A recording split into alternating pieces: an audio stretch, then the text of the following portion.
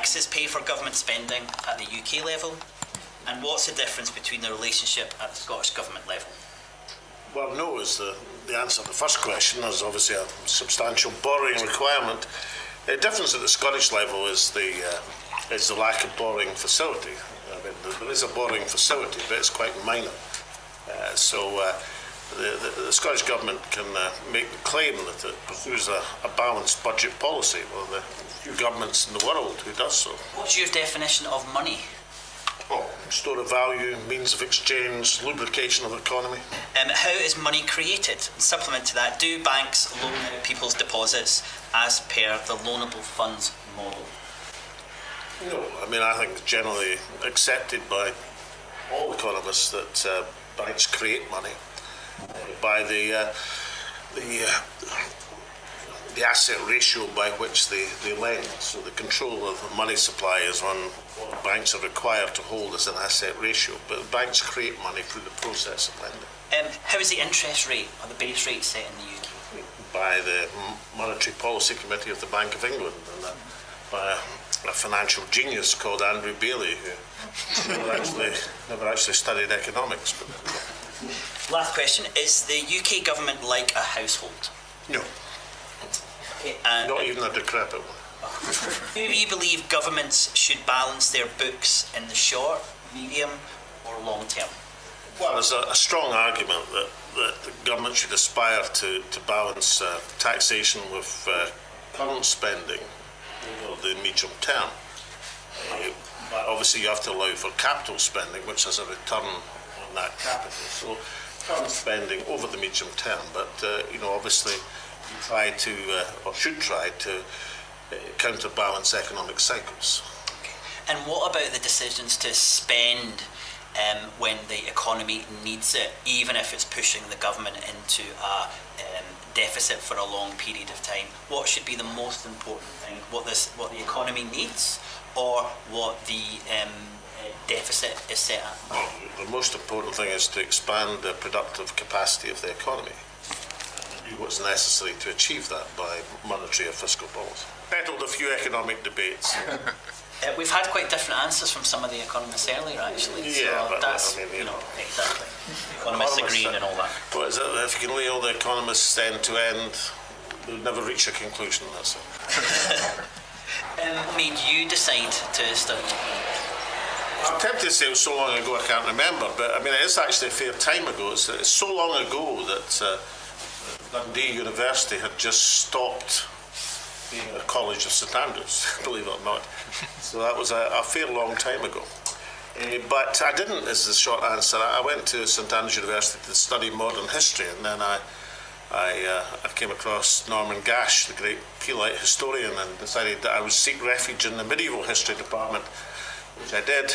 And then I thought, well, perhaps medieval history wasn't the most utilitarian degree, so I started studying economics and found I was quite good at it. So there we are. I did. I think probably the first and only honours degree in economics and medieval history at St Andrews University.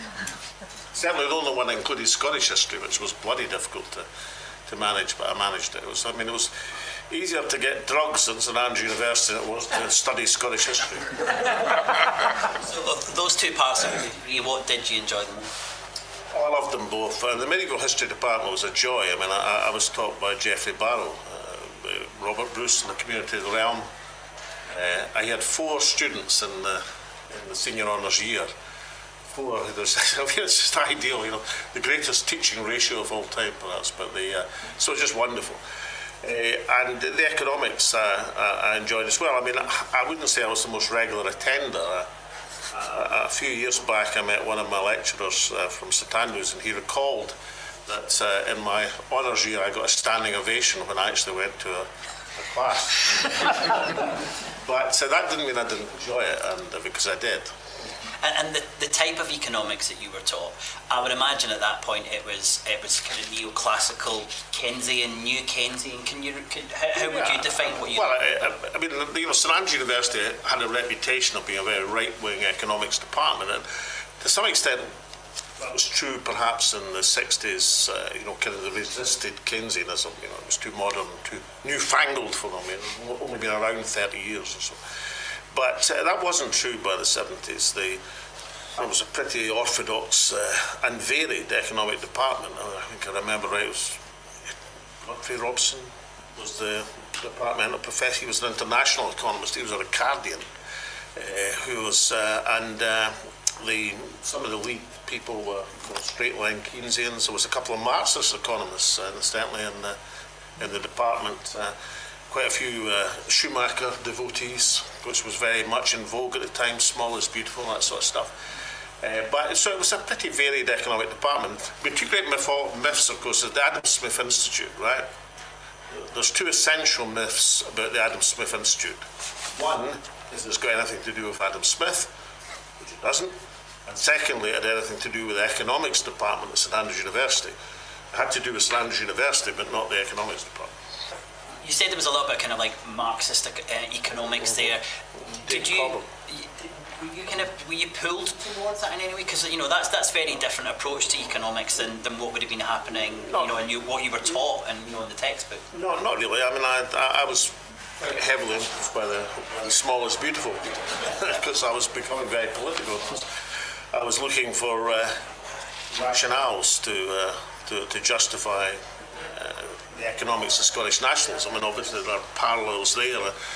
If you start looking at gravitational growth, which was again very much in vogue at the time, the idea of agglomeration and prosperity centering around capital cities, and that sort of stuff was very much grist to my mill. And I did look at the economics to get things that would be useful for politics. So it was you picked and chose. But I mean, the department, it was a good department. It was a varied department, and it didn't. When you asked did it teach neoclassical economics, well, every university in the UK in the 70s taught neoclassical economics in the sense it taught supply and demand theory, but equally every department taught Keynesian economics and also introduced new monetarist theories or monetarist theories from Friedman, etc. So I mean, there was a pretty varied stuff. I think the Keynesians were probably outnumbered in this St Andrews, but when Stuart McDowell, who was the lead of the department, I mean, he was a pretty orthodox. I put a favourite economist, but I think maybe yes, but you could have a favourite economist. But what about looking at another way and kind of like most influential economist? Well, certainly at that time. I mean, my favourites would be Smith, Keynes, and J.K. Galbraith. So that's two Scots and an Englishman. There you go. And what about over the last kind of quarter century? Are there any kind of new economists that you think are seeing the world in a really interesting, innovative way? I'm very favourable to Danny Blanchflower and what he calls walkabout economics. I'll tell you what, Professor David Blanchflower, formerly of the Monetary Policy Committee of the Bank of England, but the dissident during the financial crisis. The reason I like Smith, Keynes and Galbraith is what they had in common was Smith was a moral philosopher, the founder of economics, but basically his view of economics was based on his view of the human condition. Keynes was a market practitioner. He was actually a mathematician rather than an economist, but he was Keynes dabbled highly successfully in the financial markets. In other words, his view of economics was influenced by his view of the world. I mean, he'd been at the Versailles peace talks, which was also a huge influence on him. And J.K. Galbraith, Galbraith was an agricultural economist from a Scottish family in Canada, and his economics were very much based on a very intuitive and also based on heavily on experience and examples. J.K. Galbraith would give examples of country hotels in downtown New York State and look at economics by the economic fortunes of that hotel. So all three of them were influenced by the human condition. Their economics interrelated with social. And Danny Blanchflower calls it walkabout economics. is, in a world of heavy economic theory, and he tries to teach his students, look, why don't you go and walk around Dartmouth or wherever and talk to the people and see how they're feeling about the economy, and you'll learn a great deal. So whether walkabout economics is the best elevated description of it, I've never been sure, but I do like the idea of relating what his students are learning in their economic classes with what's happening in the real economy, in the real world, to real people. I know Martin Wolf has something similar. He's an economist for the FT, and he has the skip index, and he judges how well the economy's doing by how many skips there are on his street.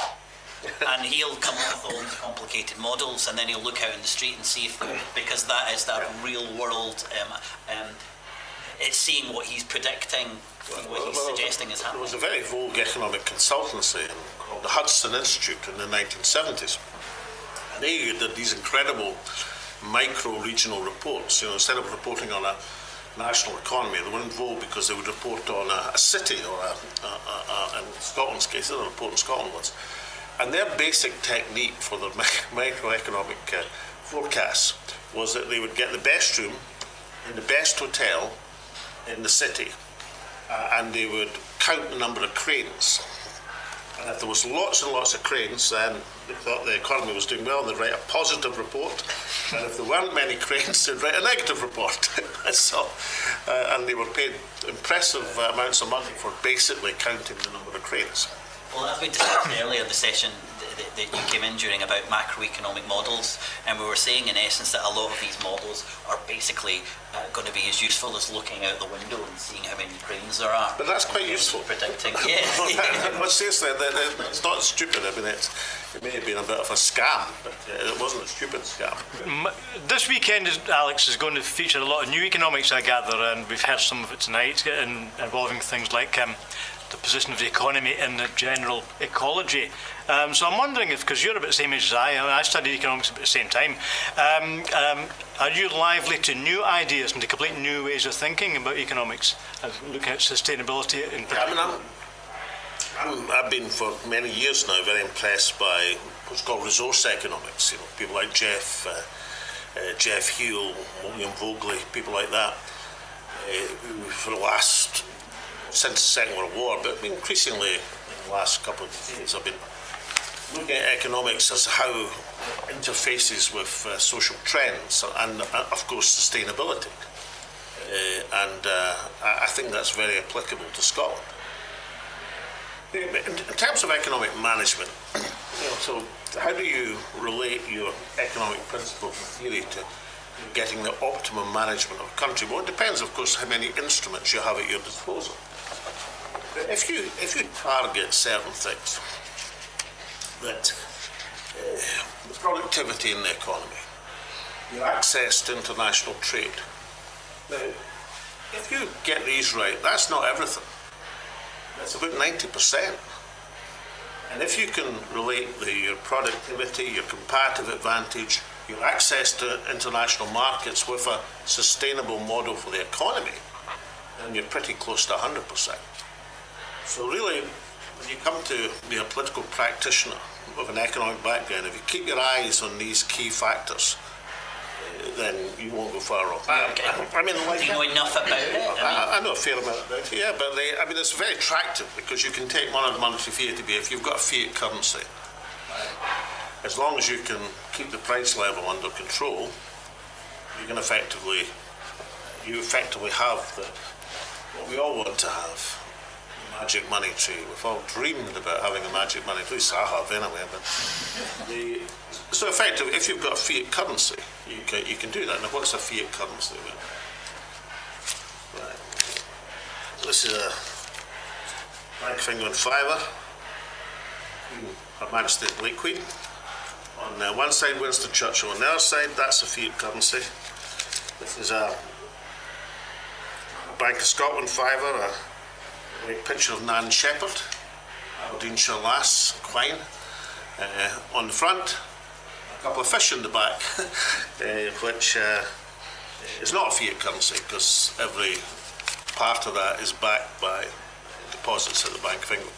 So a fiat currency which is created by government fiat, you have that in modern monetary theory, and you can control the price level, and through quantitative easing or some similar exercise, you can effectively create as much demand in finance as you want. Now, that sounds too good to be true, doesn't it? Well, it is actually too good to be true, because you have to keep control of the supply side of the economy.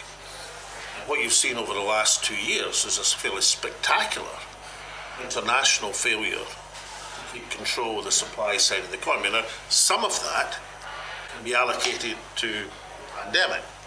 Some of that can be allocated to the usual human fascination with war. But some of it is just a comprehensive, ridiculous failure of economic policy. And right now, and I'm almost bemused as to why there's not more debate about this right now. Right now, you've got policymakers creating the same economic and financial conditions as the financial crash of 2008 and 9. I mentioned Andrew Bailey in fairly derogatory terms. I mean, if you let me tell you why. This guy, the non-economist governor of the Bank of England, has, through the Monetary Policy Commission, sanctioned progressive rates and interest rates, now 4.25%, almost at the level that were prevailing as we went into the economic financial crash, about 5% back in 2008. And the essential conditions are being recreated. You know, Andrew, let's call him that. I've never actually met him, I think. Well, I met him once, but you know, he thinks, if you read his speeches, that as long as you have a reserve asset ratio and prudential requirements, that protects you from a financial crash. It doesn't. All that does is perhaps stops the start of a financial crash. But once a financial crash begins, no amount of prudential ratios in the world will save the financial sector. Because once the dominoes start to go down, the dominoes will start to go down. Now, the first domino, if you've got good capital ratios, you've got good reserve asset ratios, and good capital prudential requirements, and you've lent wisely, then the first domino's less likely to go. But if you think about it, that means everybody has to be controlling their dominoes. And clearly that's not the case. And that essential piece of wisdom. And what's wrong with having interest rates of 4.25%? Because you make it more likely that people go into negative equity, that businesses go under, and you get the sort of fire sales of assets that were the characteristics of the early stages of the last financial crash. The only thing that's unusual about what's happening just now is usually it takes a generation and a half for people to repeat the same mistakes. This one is being repeated much earlier. It's been repeated in 13, 14 years. Usually people have the wit to remember what happened. And it takes 30, 40 years before they have the same catastrophe. Yeah, well, because you were First Minister at that time, in 2008. And I'd love you to take us back to that time during the financial crisis in 2008. I mean, you said that the conditions are the same now, and I think there's a lot of people who agree with that. But, what was it like in 2008 when the financial crisis happened? It's scary. I mean, and particularly for me, because I'd been the economist of the Royal Bank of Scotland. Let me add, I was economist of the Royal Bank of Scotland when it made money, and it was a decent, orthodox, highly respectable, medium-range European bank. Okay, but it was a considerable shock. The institutions, the Royal Bank obviously had changed. I mean, and changed for the worse, as had the Bank of Scotland, of course. I mean, I don't know if there was a joke which I thought was in a black humour sort of way, was very funny at the time, that who was the odd man out between Andy Hornby, who was Chief Executive of the Bank of Scotland, Fred Goodwin, who was Chief Executive of the Royal Bank of Scotland, and Terry Wogan. Well, the answer's Terry Wogan, because he's the only one with a bank qualification. Terry Wogan had a banking qualification, the other two didn't. Fred was an accountant, and Andy Hornby was a retail something or other. He worked for Tesco or something before and perhaps characterised as some of the cavalier attitude. But of course, it wasn't fair. The genesis of the financial crash, as we know, was in America, and it was the dominoes started to collapse there, and was then imported and spread around the world. It's a bit like the pandemic. We are in an interrelated, interconnected financial system now, whereas if a virus starts in California, then it won't be long before it's everywhere on the planet. Just as if a virus started in Wuhan in health terms, it won't be long before it's everywhere on the planet. And that is the reality. So, yes, you're right. I mean, we can talk about deregulation, we can talk about a lot of things, but the best regulation in the world won't save you once the dominoes start to collapse.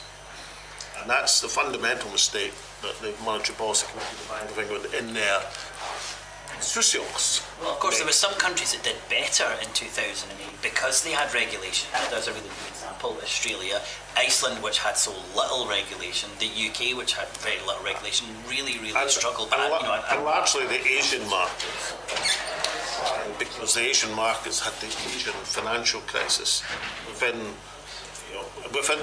I was going to say living memory, but actually it's within senior executive memory. And had changed, and of course was a mini crisis in Scandinavia in the 1990s, which probably influenced their approach to banking regulation. I'm merely saying that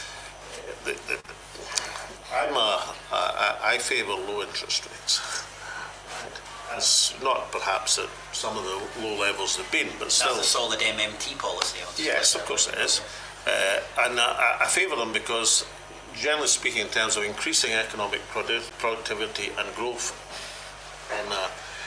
then a society which favours the borrowers and investors of money is probably more likely to grow faster than one which doesn't. And the problem with high interest rates is that they attack the asset values and hence the secondary property collapse. And where we are heading to is something which is making many households unviable and many businesses unviable, and and of course makes in superficial terms and the banks very profitable, because banking margins go up as interest rates go up. As you probably, anybody who's not on a fixed mortgage, you see, will know that. It's not just interest rate going up; it's the bank's margin going up. But Churchill, since he was on the back of that banknote, in a moment of clarity once said that you'd beware of a policy that makes finance too proud and industry too poor. And he was right. Remind you of something you said in 2008. You said, because this is funny, and this is probably why you said it, because you've slightly changed what you said now, but you said it wasn't a subprime mortgage problem, it was a subprime minister problem. Speaking about Gordon Brown. Yeah, but he was very much. There was only, when you're a smallish country, and this is the question I want to think about Scotland. Scotland will, if we're independent, will be a small country. The UK and Gordon Brown, there was only so much that the UK government could do to fend off those dominoes. Correct, except Gordon in particular was a true believer in many of the things that caused the problems. But I mean, I admit that was a pun on prime. Okay, but Gordon, I think I said it because Gordon had just said that he'd saved the world, if you remember it. And there's questions. He said, and we saved the world. That was after banning boom and bust, wasn't it? That was after banning boom and bust. But actually, so I think that was maybe a riposte to that. But no, let me just state for the record that Gordon Brown was not solely responsible for the international financial crisis. Question from our online audience? Yes, so this is from Susan Dyer, and she asks, in what ways will the climate and ecological emergency force changes in how our economy is managed? I hope by paying more attention to resource economics and the priority of, and Scotland is in a fantastic position to do that, of course, but as to link in with my answer on comparative advantage, because our comparative advantage lies overwhelmingly the climate emergency is a transcendental issue which faces the generation on the planet, but of the countries which emerge from that emergency with a comparative advantage, I mean, I'm not saying we've got an advantage if the if the world becomes unlivable, and clearly we don't.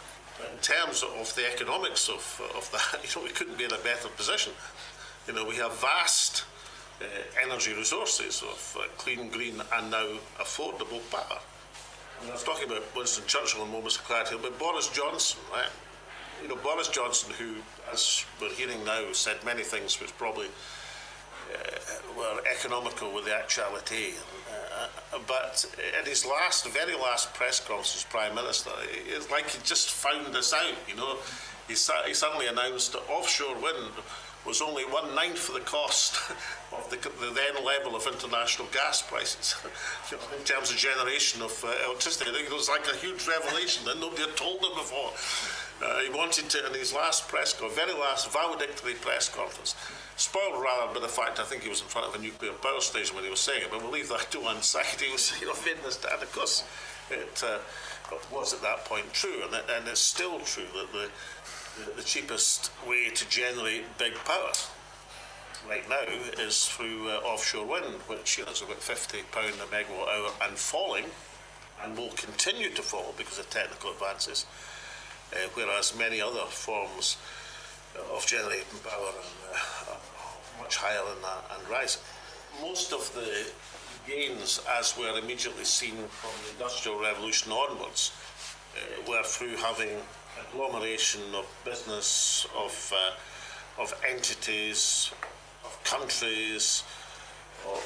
So the whatever people were saying in St Andrews University and elsewhere, and thinking that guy knows what he's talking about. The driving tendency of the world economy was, for as many mergers, as many acquisitions, as many economies of scale as was seen as you possibly could. And of course, it's a simple equation that environmental costs weren't priced into, external to the companies who were doing it. So that's why, everybody can talk about what they like, but if the way to make a buck, a Bismarck, or a yen in these days was to have a merger and whatever, then they would do that. Yeah, so our question is really the effectiveness of messaging, and how, when you really have an important insight, it can be communicated. And we're sort of deja vu sense 50 years later, and I know that's where you're coming back to. This will be valuable later on. So I was just... I used to lecture economics in the bank to the people doing the bank exams, and one of my favourite things about the Scottish economy, and not my favourite thing about the Scottish economy, but my rather acerbic comment on the Scottish economy, was that by definition a Scottish business could not be successful. Why? Because if a Scottish business was a failure, in comparative terms in an industry, it would be taken over. And if a Scottish business was a success in a comparative industry, it would also be taken over. So the only businesses which could survive were those who were neither failing or being successful, something bumping along the middle that nobody noticed them. And if you look at what has happened to, there was a period in the 80s and 90s where you saw the kind of restirring of some life in terms of a Scottish capitalist mix. You saw the emergence of working class entrepreneurs, which is a rather good thing, because their aristocratic predecessors hadn't done much of a job. So this is not a personal attack on anybody, but you probably, if you're seeing the emergence of entrepreneurs or people running business, you'd probably rather have Brian Souter than Hugh Fraser. The sort of descendants of industrial giants of the previous century or the early part of the 20th century who successfully run down whatever they'd inherited till it wasn't there anymore. Your David Murrays, your Brian Souters, your Tom Farmers, for most people, certainly for me, were fundamentally more attractive. These were people who built up a business from nothing. But at the end of the day, at some point, even the people who built up business from nothing and been huge successes would tend to be taken over.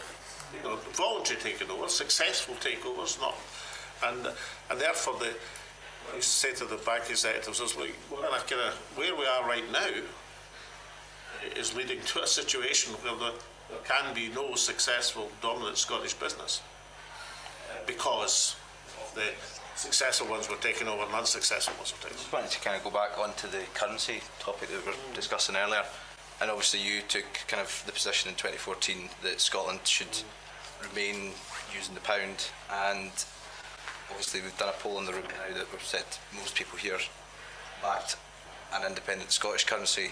What would you say to them on that, and has your position changed since 2014, and what do you think of the Scottish Government's current position? What made you make that decision? Well, the answer to the question is quite simple. We're currently in 2023, and that was 2012. So what were the economics of 2012?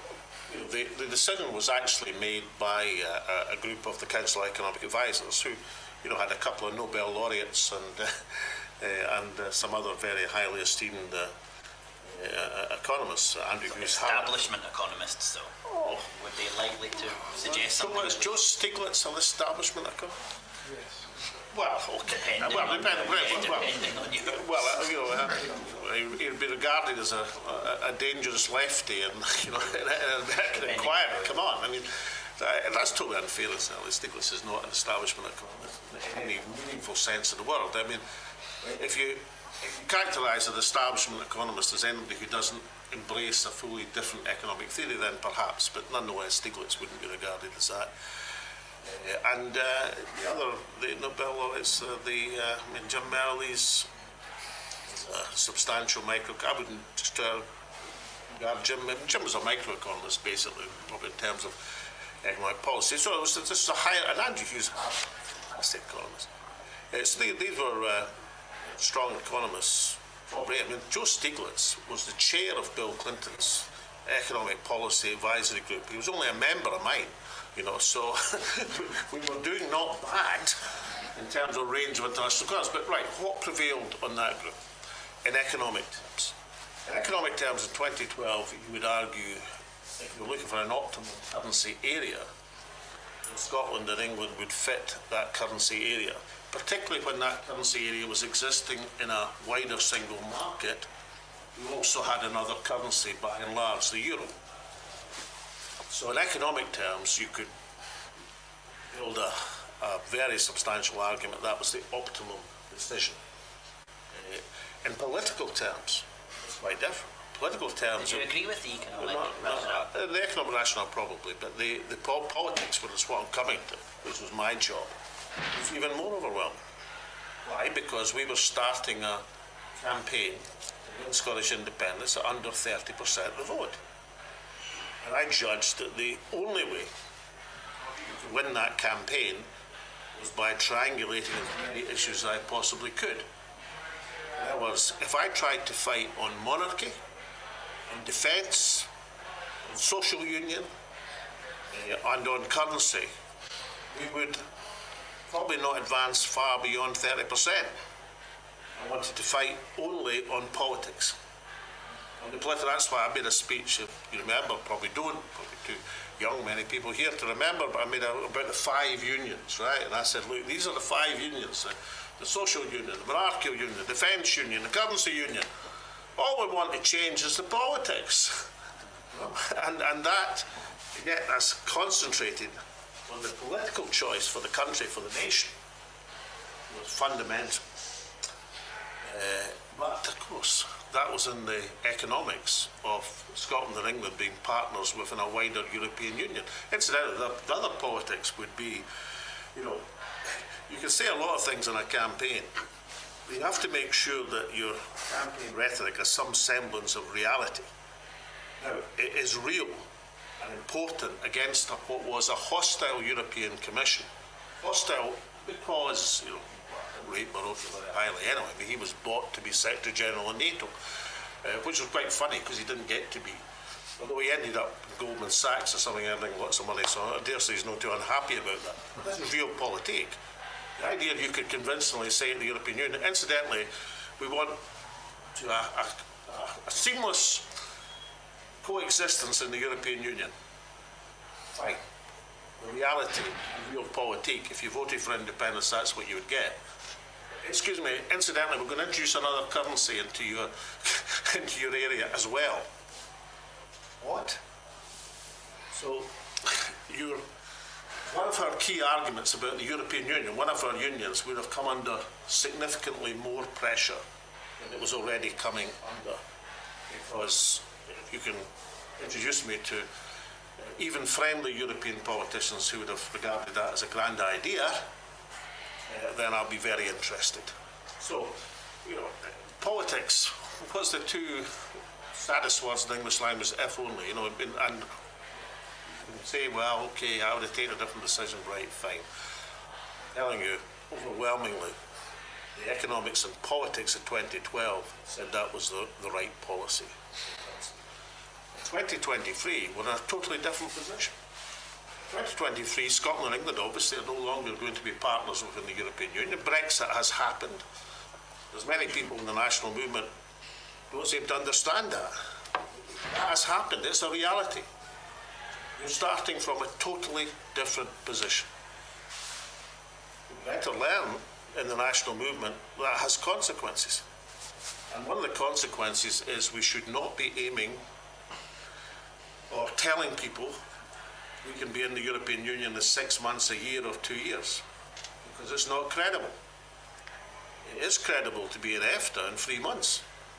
Very credible. And what's one characteristic, apart from Liechtenstein obviously, of EFTA? Every one of the EFTA countries has its own currency. Iceland has its own currency, Norway has its own currency, Switzerland has its own currency. So the policy that you devise for arguing the case for independence, we now have available to us, which we didn't back in 2012, credibly, to advance an independent currency policy. Do you think the economics have improved as well as the ability to argue politically? Well, I think the economics still have to be faced, because one consequence of arguing that policy is you better of that, or the national movement has to face up to the implications of that for a policy on the European Union. Okay? And the second thing we have to face is the implications of that for how you negotiate a settlement.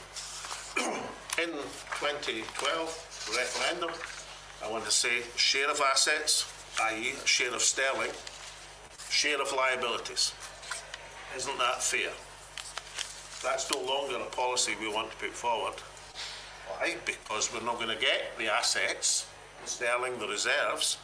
Therefore, you cannot simultaneously say, as I've seen some people do, who should know a lot better, we're not going to take the assets, but we'll take a share of the liabilities. Don't be ridiculous.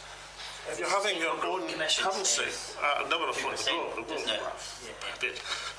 I mean, I don't want to. I think the Growth Commission wasn't sufficiently thought through. I think the person who was the largest author is an incredibly talented guy, but if you're looking for economic orthodoxy, you might find it there. but the politics of it are much worse, and the people who it was produced for, frankly, didn't understand it. The Growth Commission was adopted by an SNP leadership who fundamentally don't understand what they adopted. That's not these are people who understand lots of things, they're all very talented people, etc., etc., etc., etc. But nobody who understood the implications of that document could possibly have adopted it, because it not only didn't give you an advantage in arguing, it actually stopped you arguing from certain positions. It was it wasn't a growth commission, it was a no growth commission. And some of the criticisms that were made, unusually, because most unionist criticisms of independence economics are stupid, they're silly, they're exaggerated, or daft. But some of the criticisms of the Growth Commission were, I'm afraid, well founded. We called it basically, it was an open goal for the unionists because of the contradictions. But the Growth Commission, for example, not only said we'd take a share of liabilities, which is not a tenable position, you can argue now, in my view, but there'd be some sort of subvention in addition. As far as I could make out, why I've got now some sort of Danegeld, I don't know why, but for some purpose or other. Oh, yes, I remember now, is so that people would think we were nice. Well, that is an everybody argument except the Scots, who were impoverished by us being nice, I suppose, who were going to ask to vote for it.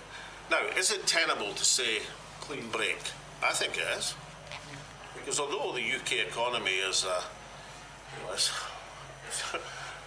is potentially the sick man of Europe, as they used to say, but but in terms of its overall assets, I'm talking about non-territorial assets, and its overall liabilities, even at £2.5 trillion of national debt, they're not too far off the mark. Remembering, of course, about 35% of that £2.5 trillion is actually money owed between institutions of the UK state. It would be great to cover a lot of detail about what debt actually is, because we've got a very different, the liability is not actually anything that anyone has to pay off, and the idea that the British government would at any point pay off this debt, and the fact that Scotland has said, hey, we'll pay off some of this debt, we have to earn that currency to pay it off, whereas the English government could just clear that debt with a strike of a key. So maybe not at the strike of a key, but nonetheless they could certainly reconfigure the debt obligations. So if you argue it properly, a clean break settlement is a very reasonable and feasible proposition to argue. Why do you require clean break settlement? Because if you launch a currency, which you'd have to do quickly, not slowly, but quickly, then you have to have the persuasive power that you're able to back that currency. If you are Scotland, no debt Scotland, emerging, blinking into the international economic and financial arena, even at a time of great uncertainty, and people say, well, what collateral can you argue? What track record have you got? What debt management strategy? Incidentally, I noticed that totally spurious question asked by Beth Rigby of Ash Regan the other night. What institutions will you need? Oh, you forgot to mention the debt management subdivision. I mean, what a ridiculous nonsense. Not that she mentioned open currency operations or whatever. I mean, these are all part. These are all part of either a central bank or a treasury. Emerging, blinking into that new sunlit upland, right? You'd be able to say, well, actually, we're one of the few countries in the world who've got no debt. Oh, right, okay. How much do you want? How much do you want of what, Alex? Because Scotland's got its own currency. So why is it getting anyone else's currency if it's got its own? You would have the availability to back that currency, and you could, if you're starting a position of issuing debt against that currency, you'll have ready takers internationally and domestically. It'd be a good position to be in. Yes, of course, over a period of time you'll be able to, if you wish, and depending on the price level. Quantitative easing, new monetary theory, doesn't get you away from all economic constraints.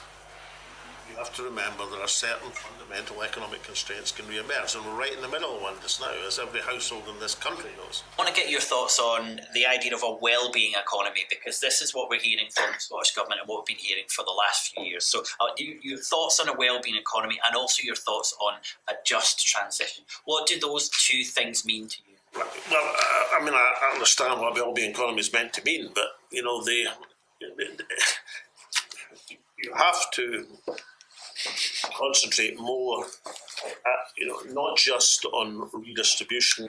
You have to concentrate also on what the whole economy is. I mean, Kate Forbes has made this point during the debates, and she's quite right to do so, because it's not just a question of what the share each share is, and most of us here will be heavily in favour of a progressive economy. And in terms of resources, yes, of course, a well-being economy has to take account of the finite resources, but to really have a well-being economy, we've still got to grow. We've still got to earn more as a country, and that's what our focus should be on. I think what I tried to say was your focus should be on both. You can't ignore the size of the cake, just as you shouldn't ignore the portions that are allocated to the community as a whole. And the example of why did I say offshore wind's an example? Because I was delighted that Hamza Yousaf adopted the ALAPA policy of an automatic share in every offshore. Why does that relate to the well-being economy? Because a natural resource It's part of the community of the realm's entitlement to share of. You know, you can license, you can lease the nation's resources. You don't give the people who lease them arbitrary authority over them. You have to have some tangible share for the community, which you then can use to affect your policy. Wellbeing economy, how does that practically impact on Scotland? One can think of individual measures, anti-poverty measures, which are a good thing. How would it be in a country which, let's say in 10, 15 years' time, produces 5 times as much electricity as it consumes, if you did 2 things? One, you made sure that the marginal cost of production of that power was felt among Scottish consumers, as opposed to the marginal cost being what's exported and the average cost and your own consumers or more. And how would it be, instead of just thinking about exporting the power to other consumers of industry, you thought about bringing the consumers, i.e. industry, which would both be beneficial in terms of lower transmission and lower costs, which are getting lower but still there in terms of wastage of resources. It also would give you the major comparative advantage which we spoke about earlier. Now, to me, that is part of the wellbeing economy, because that gives you the instruments by which you can increase in a sustainable way people's well-being in Scotland. And it is probably more important than any other single policy measure because of the scale and size of that instrument compared to the scale and size of the Scottish population and the Scottish economy. Just transition, what does that mean? Well, just transition has to mean more than saying, well, you know, we think renewable energy is going to be really important. There's going to be some jobs there. But just transition, let's take some practical example. The stuff that Kenny McCaskill's been illustrating recently, that the chap who unfortunately died in an offshore wind supply ship, and he's not even having a Scottish FOI because the boat is flagged out to Liberia. So the people responsible for examining his unfortunate tragic accident are going to be the Liberian authorities. Why is that not just transition? Because if he'd been on an offshore supply, that would have been examined by the... So the basic health and safety requirements, which have taken ages to get into the North Sea oil and gas, are not even in offshore renewables at the present moment. So, you know, a just transition. But if you look at the number of workers who've actually transitioned, it's a fairly small margin of the total workforce, and the number of jobs is comparatively small to the number of oil and gas jobs at the present moment. But of these jobs, you know, there's no tangible, there's little tangible benefit and no requirement on these contracts to come where they should be, despite the fact that now just about every single lever is in the hands of the licensing authority, which in the main is the Scottish Government. It's not an untrammelled authority, but it's still the major authority, both on planning and in terms of landing in the foreshore. So just transition, do you think it is just a movement from movement of jobs from a fossil industry to renewable industry, or do you think this idea is much bigger? I don't know. It's much bigger, certainly, but it's at the cutting edge of what we associate with that. I mean, you know, would any of us should fear a just transition from fossil fuel generated electricity in our homes to renewable electricity generated? Well, no, because the greatest puzzle, if you're talking on the doorstep just now and you want to get across what's happening to people, you'd probably say to them, you know, despite the fairly minor in terms of overall bill subsidy, your electricity bill is unaffordable at the present moment. You know, why is that? Because Scotland is effectively 100% self-sufficient renewable energy. But unless I've missed something, the price of wind and the price of water hasn't gone up in the last 2 years. So why have energy costs gone up for Scottish households? Because energy is controlled by Ofgem, and Ofgem controls the prices on the basis of the international price of gas. Even an English consumer would have a legitimate quarrel, given that only 50% of England's electricity is gas generated. In Scotland, where Peterhead is hardly in use at the present moment, it's a reserve station. Just transitioning other industry terms, well, the only major carbon, Scotland has had its carbon capture project sold out since the Miller project in 2007. Our First Minister, and Gordon Brown, had just come in as Prime Minister a week or two later. Right? One of the first experiences I had with new administration was trying to convince Alistair Darling that we could go ahead with the Miller project and have the world's first commercial hydrogen power station in Peterhead in 2007. And we could go ahead with that project if he would agree to allow me, he was Trade and Industry Secretary, to award it renewable obligation certificates as I would for a 500 megawatt wind farm. Right? So I was actually touring the Highland Shore and we're having this conversation, right, which he clearly didn't want to have.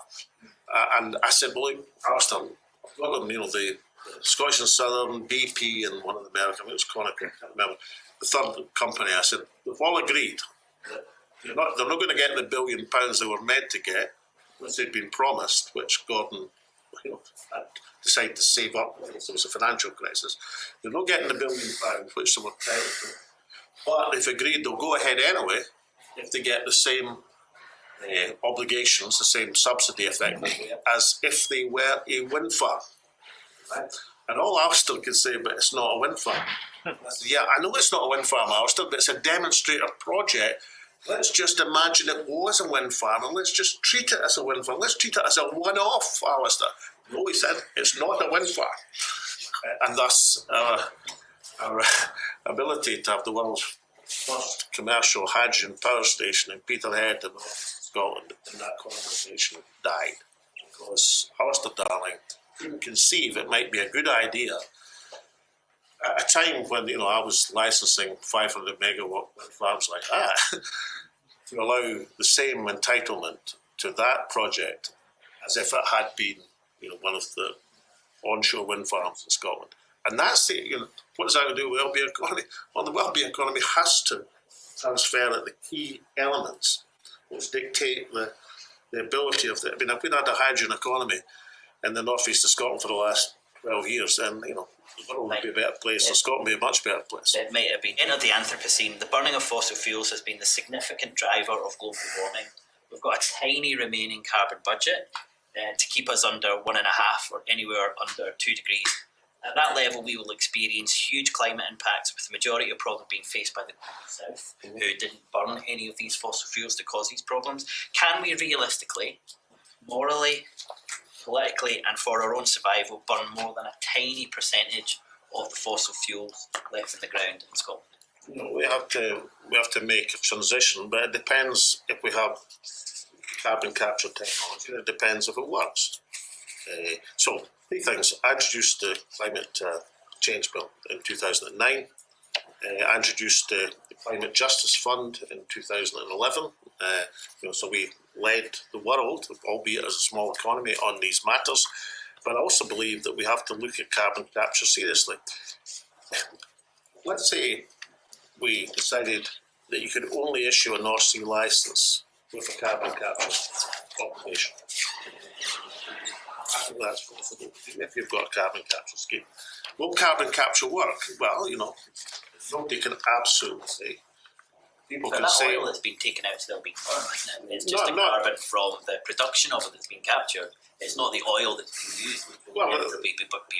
You can get. If you're firstly, if you have a carbon capture facility, it wouldn't just be you don't just to say, well, we want that fuel going through that pipeline. There's plenty of other CO2 you can put through the pipeline if it works. Now, all I'd say about I'm not a geologist or a scientist, but saline aquifers of the North Sea, if it's going to work anywhere, it's probably going to work there. Because why do we know? Because we've had a long history of injection into oil fields and being able to monitor how much escapes. And it's something we should absolutely try it, and it's something, if we want a confrontation with the UK government just now, and most people don't mind a confrontation, then let's have it on something like that. Something huge and substantial. And if it doesn't work, it doesn't work, and then we've got other consequences to face. But let's see if that works first. Because it'd be quite interesting, because look, the international oil industry, and I was an oil economist before I was a politician, after being an agricultural economist, and I devised the Royal Bank Oil Index, which was used as an industry standard for 25 years. So, and I know the way it works, and they don't do anything unless they're forced to. And they will maximise their profit with every advantage they've got. They'll tell fibs about the reserves, which is why, of course, the Norwegian genius in managing their oil industry as a small country was, of course, to have a stake in every field. Because you can't lie to your field partners. You can lie to the government. You can lie to your rivals. You can't lie to your field partners. But the oil industry knew in the 70s that they were causing. If we sit here saying 40, 50 the oil industry is dreadful people, they've done dreadful things. I mean, you can actually do a substantial argument that BP as a company are inherently responsible for much of the instability in the world.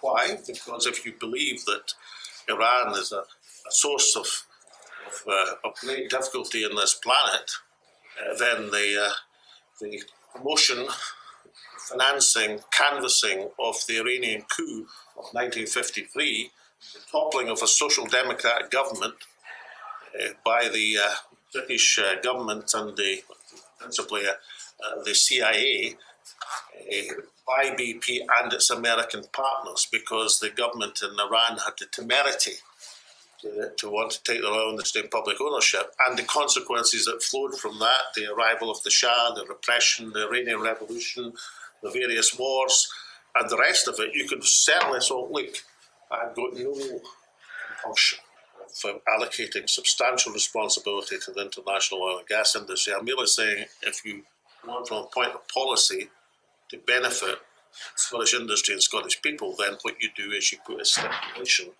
And instead of just saying, we're not going to have any, say every single licence has to be allocated on the carbon capture obligation. And then you won't have any problem with investment in Acorn or anything else, because they'll all have to do it. Capturing the carbon still allows the economy and society to progress in the way it's been progressing since the 1970s. And there's nothing that we can fundamentally change about the economy by simply capturing some carbon. So not a very important point from an ecological perspective about stopping oil, because it stops the consumption and the growth in so many other areas. And you think that is more, I mean, as you know, I'm a substantial exponent of renewable energy. But I'm a blind eye to the fact you're creating structures in the North Sea which are highly substantial structures and have a carbon footprint in being created. I'm a long-standing opponent of the nuclear industry for a whole range of reasons. But even a nuclear enthusiast would have to concede that the construction of a nuclear power station involves a substantial portion of carbon. So maybe it's just an ecological economist having a debate with a resource economist in terms of what's the most effective use of resources without facing choices we won't know. There is in the Scottish Government now an idea that we still have to grow the economy and labour efficiency. The idea that we should grow the economy. And as an ecological economist, that's not really what we think of. That's fine, and that is a great argument and debate between us. And a resource economist will say you have to relate the growth to social trends and sustainability. That's the position of a resource economist, and therefore we'll have that debate. But mind you, we might, at the end of the day, find there's less between us, less between the mass of other people who are in control at the present moment. Well, you and I could obviously speak for ages and debate for longer. We